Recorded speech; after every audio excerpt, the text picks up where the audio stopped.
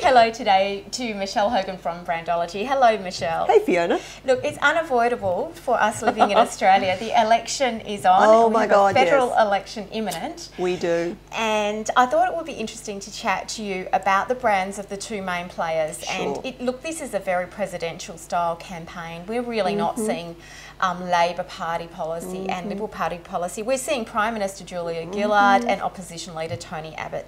What do you think? Is it presidential in style? I think it is, and I think it's really interesting because technically, from a legislative standpoint in this country and from a constitutional standpoint, we don't elect the Prime Minister.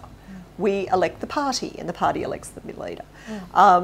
But we are seeing a presidential style to the point that I suspect if you were to survey the man on the street without a good understanding of Australia's constitution and parliamentary process and ask them, you know, do you vote for the Prime Minister, they would probably say yes. And that's a bit scary, isn't it? And that's frightening to it. But that's a different question from a brand standpoint. I mean, that's an Australian constitutional brand question. But from an individual brand standpoint of our candidates and our leaders, what are you seeing? Oh God. How would you describe Julia Gillard? I find it difficult to get a read on Julia because she is very measured and she's very, you know, at times she comes across as very sincere and actually, you know, when she drops her guard a little bit, she actually does a lot better. When she goes... Agreed. I think you can be too measured and the real pitfall there is that everything has been thought through ahead of time and you're reacting to the past and not the present. You're not in the moment. And in that sense, a Prime Minister is someone who needs to make decisions about what's in the here and now and hopefully has a positive impact into the future, not someone who's back there. Yeah, I get the sense that, you know, I certainly think she's an intelligent person. I think she's also I think she's very measured. I think she is thoughtful. I do think she seeks consensus and counsel. I get that impression from her. So those are all good things. I wish she'd stop speaking to me like I was a learning impaired 5-year-old. Yeah, and she never was a teacher. And she never was a teacher. That. And she has really that. Has that. She really that annoys does. Me it does. too. It bugs me. And I wish it didn't, but it does. I know a lot of people find her accent really obnoxious, and that bogs me a little bit. That is contrived because I've read enough about her to know that she left high school with a plummy accent, which would make sense because her parents are Welsh migrants, and she probably has mix a little bit of that. Mix a bit of you know the British migrant bit in with not a terrible school, state school albeit, but not a terrible school where she went. And I could understand a plummy accent, and this broad Docklands the broad accent, strine is really bugs me because I've never had that sort of an accent. I don't know any. I know very few. Well, I know a few people in the country that in the boonies, like right in the middle of the outback Australia country, that do have a bit more of an accent like that. I haven't even heard it. But it's not. But it's rare. It's quite rare. But it's difficult to think about her brand and her personal brand without thinking about the fact, you know, that she is Australia's first female Prime Minister. It's difficult to divorce the way she became Prime Minister from that. They all play into it. I think I wrote in my blog a few weeks ago about, you know, the really difficult place that politicians find themselves in from a personal brand standpoint, because, you know, if you stick to your beliefs, then, you know, you get lambasted. Yes. If you don't stick to your beliefs, you get lambasted. You're flip-flopping. If you basically do what look for consensus and look for doing what the broad public wants, then you're pandering. Yeah. And if you don't, then you're out of touch. Then you're bully. It's really the ultimate no-win place to be. So I do have a real appreciation for the difficult situation that politicians find themselves in. I think it's incredibly hard. I mean, when it comes to Tony Abbott... Yes, now what are you seeing with the Tony Abbott brand?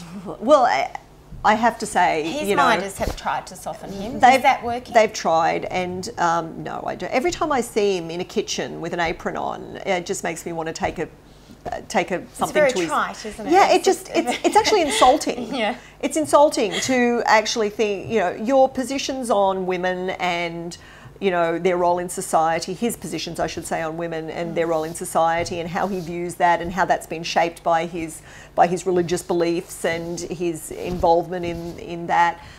are well documented.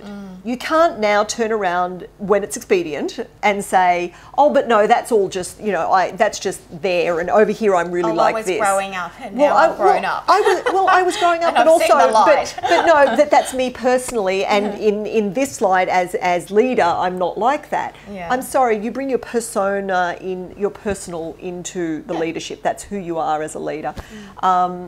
Because there's no way in hell the women of Australia would elect somebody who held those views. So yes, he has to soften them. Yes, he has to say whatever else. My grave concern is, what does he do when freed from the constraint of having to win people over?